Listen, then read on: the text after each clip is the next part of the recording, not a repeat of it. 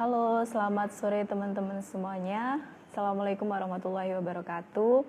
Sesuai dengan schedule kita hari ini ya teman-teman, kita akan mengadakan live chit-chat dengan Kak Muhammad Imran.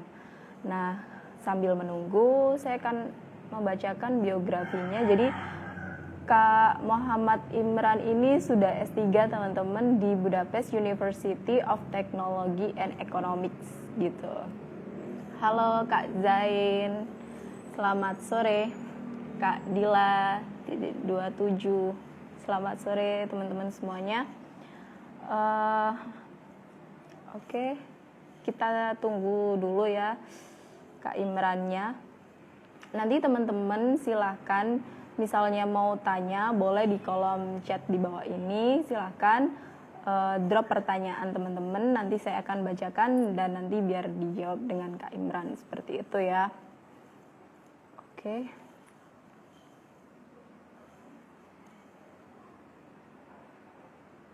Sebentar. Oh ya teman-teman, karena banyak pertanyaan juga ya teman-teman mengenai pembelajaran online dan offline class. Jadi di offline class sekali lagi bahwa kita itu sudah buka. Jadi Kampung Inggris itu sudah menerima siswa yang belajar secara langsung di Kampung Inggris Pare. Tapi dengan syarat teman-teman yang dari luar kota wajib membawa surat bebas COVID gitu ya. Jadi teman-teman kalau mau ke Kampung Inggris wajib banget bawa surat bebas COVID. Terus untuk online kelas sendiri, alhamdulillah kita masih jalan dan banyak juga teman-teman yang berminat di online kelas. Di online kelas kita belajarnya mulai besok tanggal 21 September. Untuk offline kelas sendiri yang di Pare, kita belajarnya mulai tanggal 25 September. Nah, untuk teman-teman yang mau join silahkan nanti bisa hubungi admin di nomornya ada di website atau teman-teman bisa cek di bio Instagram ini ya teman-teman, ada link, nanti silahkan teman-teman diklik di situ, teman-teman bisa kepoin dulu website kami. Di situ sudah kami sediakan juga tentang offline class, online class, kemudian juga untuk teman-teman yang mungkin punya adik usia anak kelas 4 SD sampai 1 SMA juga kami fasilitasi English for Kids gitu ya teman-teman. Juga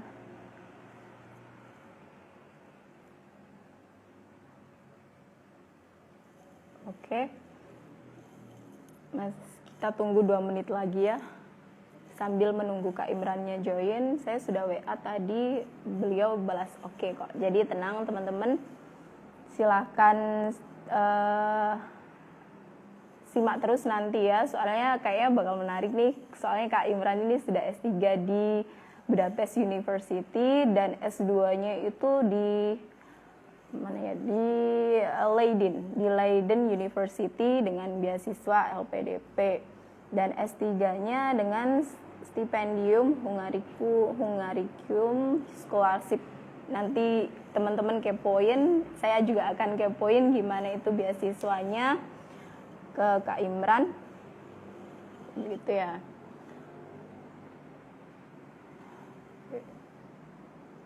Satu menit lagi.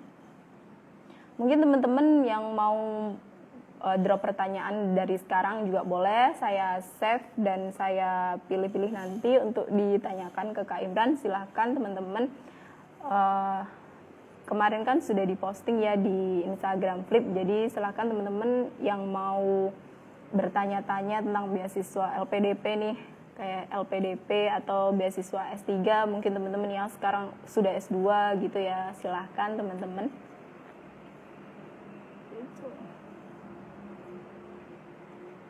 Oke, belum.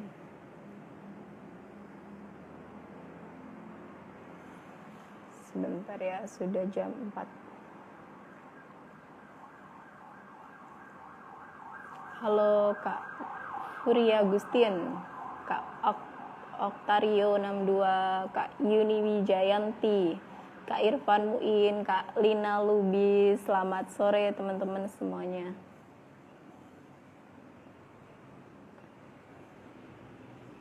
Bentar ya.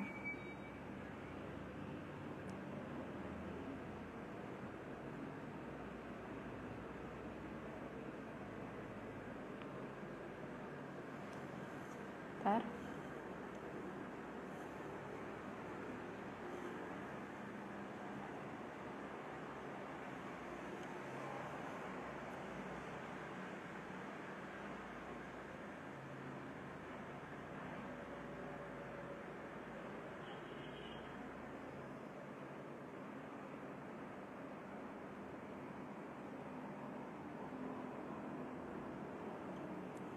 Dari Kak Oktario nih, Kak mau tanya belajar di Flip asik nggak sih Kak? Oke, dijawab oke. Di Flip itu kita fasilitasi 2 program ya, jadi ada online sama offline.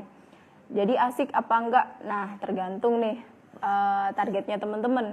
Pastinya kalau dibuat asik, asik aja. Soalnya kenapa kita bakal ketemu teman-teman baru, ketemu dengan tutor-tutor yang asik juga. Nggak mungkin kan kita hanya belajar fokus ya. Maksud aku kayak pasti ada kita berkenalan dulu, kenalan dengan tutor, kenalan juga mungkin kesibukannya. Terus nanti menurut pengalaman teman-teman sendiri yang sudah belajar sih, mereka enjoy aja gitu sih. Kalau di online ya, di online kita via Zoom ya, jadi walaupun di rumah online kita nggak lihat video, tapi kita via Zoom gitu. Oh ini ya Kak Imran ya, oke Kak Imran udah lihat ternyata. Kak Imran boleh join silahkan. Ya untuk offline kelasnya pastinya teman-teman bakal ketemu ya, di kampung Inggris kan banyak teman-teman baru dari berbagai daerah, bahkan luar Jawa, seluruh Indonesia lah bayangkan. Jadi teman-teman bakalan ketemu dengan teman-teman baru dengan sevisi misi, apalagi ketemu dengan lingkungan-lingkungan yang sangat mendukung untuk belajar bahasa Inggris. Itu menurut pengalaman saya juga belajar ya teman-teman di Pare. Ini menurut saya itu senang sekali karena kenapa saya ketemu dengan berbagai macam karakter, dengan berbagai macam teman, bahkan mereka itu tidak ada sih, maksudku kayak pilih-pilih teman itu enggak sih. Jadi kita sama-sama belajar, visi misinya sama. Kalau kita pengen kuliah atau dapat beasiswa itu sangat mendukung sekali menurut saya di Pare itu gitu. Kak Imrannya masih ada nggak ya? Oh ya, siap.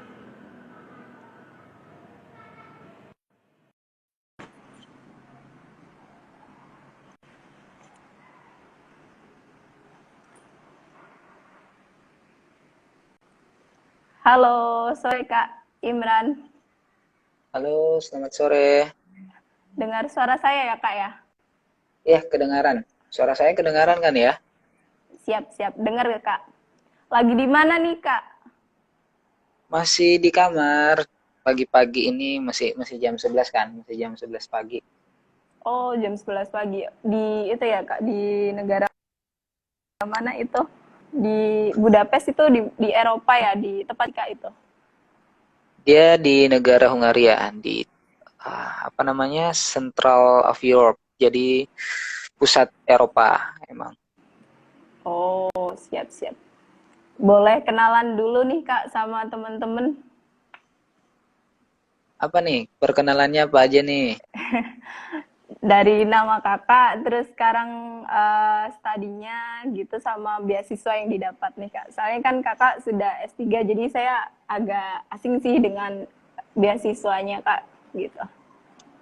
Oke, jadi perkenalkan, nama saya Muhammad Imran dan sekarang saya sedang melanjutkan program di Doctoral School of Mathematics and Computer Science di Budapest University of Technology and Economics. Jadi dia ada di ibu kota Hungaria.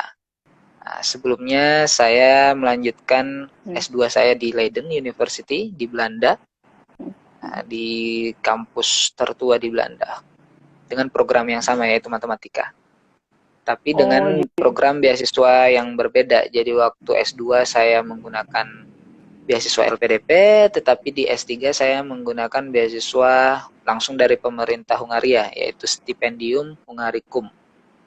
Jadi memang satu beasiswa LPDP, satunya lagi beasiswa pemerintah Hungaria. Hungaria, oke, siap-siap. Gimana nih Kak keadaan di sana COVID-nya? Oke. Jadi di Hungaria sendiri sebenarnya jauh lebih baik dibandingkan keadaan yang ada di Indonesia.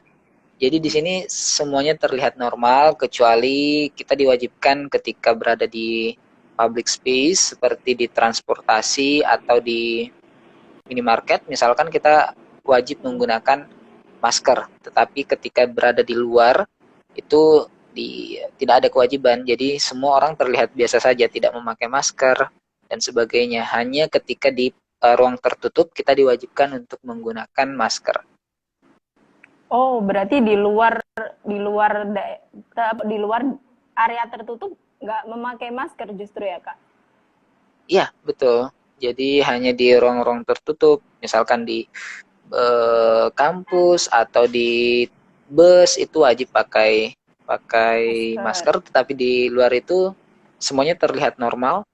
Ya semua orang berkumpul di mana-mana karena memang di sini jauh lebih baik walaupun belakangan ada beberapa ya semua negara Eropa kan sekarang lagi meningkat lagi tetapi tidak terlalu signifikan sebenarnya. Itu kalau tentang COVID-nya. Kalau sekarang lagi belajar online juga, apa sudah boleh diperbolehkan di kampus nih, Kak? Karena kebetulan saya ambilnya program doktoral, jadi memang saya langsung berhubungan dengan supervisor. Jadi sistemnya di sini saya langsung berhubungan dengan supervisor, membahas tentang penelitian. Jadi sebenarnya kelas tidak terlalu kita tidak terlalu diwajibkan mengambil kelas karena memang langsung riset, tetapi untuk mendukung riset-riset kita dipersilahkan untuk mengambil beberapa mata kuliah. Tetapi karena kebetulan saya program doktoralnya jadi beberapa mata kuliahnya itu hanya diberikan tugas baca. Jadi silahkan baca, diberikan bahan baca, nanti ada evaluasi. Kayak gitu aja sebenarnya. Tapi kalau untuk program S1 dan S2-nya semua di sini online offline sebenarnya. Ada yang kelasnya offline, ada yang kelasnya online, tergantung jumlah mahasiswa yang ada. Jadi misalkan kelas A itu yang mengikuti ada sekitar 15 sampai 20 itu masih offline karena ruang kelasnya lumayan besar jadi bisa jaga jarak di dalam kelas. Tetapi kalau untuk mata kuliah yang banyak mahasiswanya itu dianjurkan offline biar tidak berdesakan dalam kelas gitu sebenarnya. Oke. Siap-siap. Memang kalau S3 itu lebih banyak ke praktisnya gitu ya, Kak? Kalau di dalam ruangan atau dapat materi kayak di kampus-kampus itu enggak ya? Kalau sebenarnya ya jadi sebenarnya kita tuh lebih penasaran gitu loh Kak di S3 itu sistemnya itu kayak gimana gitu. Saya kurang paham kalau misalkan di Indonesia, tetapi kalau di sini memang kita lebih dituntut untuk mandiri. Jadi ketika kita sudah punya memilih topik penelitian, kita sudah punya objek apa yang ingin kita teliti, maka kita memang menyesuaikan apa yang ingin kita teliti dengan mata kuliah-mata kuliah yang ingin kita ambil. Tetapi kebanyakan mata kuliah itu menjadi sebagai kita diberi kesempatan untuk melakukan reading course, artinya cuman bahan baca. Jadi kita diberikan bahan baca oleh dosennya, jadi memang lebih mandiri lah ketimbang anak S1 atau anak S2 yang harus masuk kelas. Kalau kita lebih diberikan kebebasan untuk bisa lebih mandiri. Oke, siap.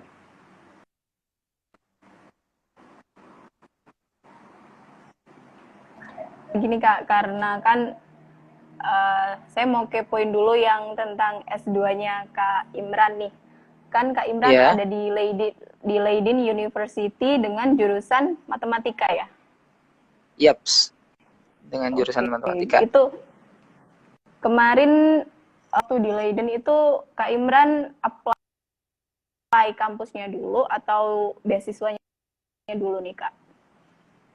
Oke, jadi sebenarnya saya sudah apply eh, universitasnya terlebih dahulu sebenarnya. Saya sudah apply Oh, Leiden, tetapi dengan tanpa ada TOEFL, tanpa ada IELTS dan sebagainya. Jadi saya wis. sudah mencoba apply, jadi tetapi karena tidak lengkap dokumennya, jadi tidak diterima. Jadi masih bahkan untuk Hmm. LOA kondisional belum belum dapat juga sebenarnya. Nah, terus tiba-tiba ada pembukaan atau penerimaan LPDP, saya daftar, alhamdulillah keterima. Jadi memang yang Hmm. duluan keterima itu LPDP-nya, setelah LPDP baru saya bisa daftar ke UNIF-nya. Oh, berarti beasiswa dulu baru di kampusnya ya Kak ya? Ya, benar sekali. Kemarin jalur apa nih Kak yang di LPDP? Saya LPDP afirmasi. Afirmasi. Berarti Ya, itu jadi ya, ada apa ya, kenapa? kalau afirmasi kan lumayan mudah ya Kak. Maksudnya syarat di TOEFL-nya sama di kalau sekarang sih TPA, kalau di Kak Imran saya kurang tahu gimana kan kalau sekarang di TPA sama skor TOEFL atau IELTS-nya tidak terlalu tinggi gitu. Nah, kalau waktu di Oh Kak iya, Imran itu kemarin gimana Kak? jadi memang untuk afirmasi memang diberikan kemudahan di sisi administrasi. Jadi Hmm. persyaratan administrasinya agak ringan ketimbang yang reguler. Jadi kalau dulu yang membedakan cuma satu, kalau dulu yaitu di tes apa namanya skor skor bahasa Inggris. Jadi kalau dulu Hmm. itu kalau reguler itu harus 550, Hmm. kalau afirmasi bisa 500. Cukup Inilah tinggi juga ya. maksudnya ada yang ada kemudahan lah untuk yang afirmasi Kemudahan ketimbang yang reguler. Ya, cukup tinggi sih Kak ya. Kalau sekarang saya setahu saya 2019 terakhir pembukaan LPDP itu untuk afirmasi skor TOEFL-nya cukup 400 kalau afirmasi, kemudian yang reguler itu 500 gitu. oh ini itu tergantung, kalau dalam negeri iya segitu, kalau luar negeri seperti yang saya Oh iya sebutkan betul. tadi. Oh iya betul sih Ya, di luar negeri. hmm. Nah, Dan afirmasi tantangannya pun iya Kak. berbeda-beda. Jadi syarat Oh. afirmasi juga berbeda-beda. Jadi ada afirmasi yang dari 3T, Mm-mm. untuk teman-teman dari 3T, jalur apa, dari daerah 3T itu Tertinggal ya. mereka Mm. tertinggal, terluar, apalagi satu ya, itu semua Terdepan. dapat kemudahan lebih lebih mudah dibanding afirmasi yang lain. Jadi kalau misalkan Mm. um, kalau afirmasi yang lain itu 500, mereka malah dapat 450 untuk luar negeri. Jadi mereka malah lebih dimudahkan lagi. Masya Allah. Kalau kemarin tantangan yang menurut kakak paling sulit di LPDP nih kak, waktu apply apa nih kak? Eh, Kalau saya coba ingat-ingat, memang yang paling bikin deg-degan itu cuman bagian interview sebenarnya. Yang bikin paling eh, apa namanya, deg-degan bagian interview, karena Hmm. saya bisa bilang tiap interview punya cara menilai yang berbeda-beda. Jadi kita tidak punya standar yang bisa menjadi patokan ketika si teman kita lulus, terus kita bilang, oh dia aja lulus, apalagi saya misalkan, kita punya standar seperti itu. Dengan menilai diri kita, oh karena dia lulus, kayaknya saya juga bisa lulus. Itu tidak terjadi di LPDP karena tiap interviewer punya cara menilai yang berbeda-beda, sehingga kita tidak bisa menjadikan satu standar patokan ketika ingin melakukan interview. Jadi tetap persiapkan yang terbaik, tidak perlu punya standar minimal, yang ada itu harus standar yang maksimal lah.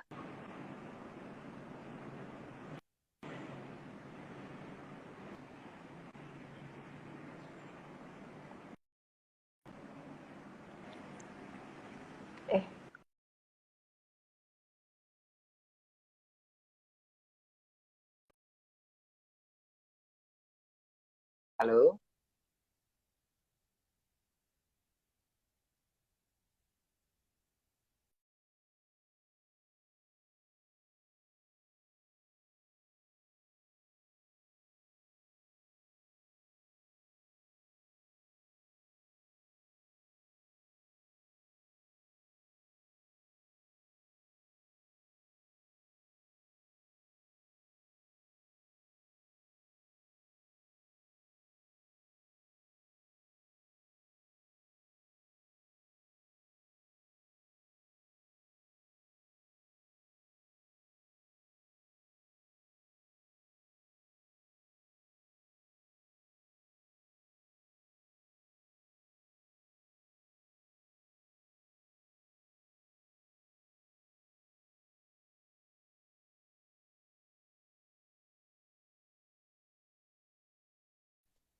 Halo?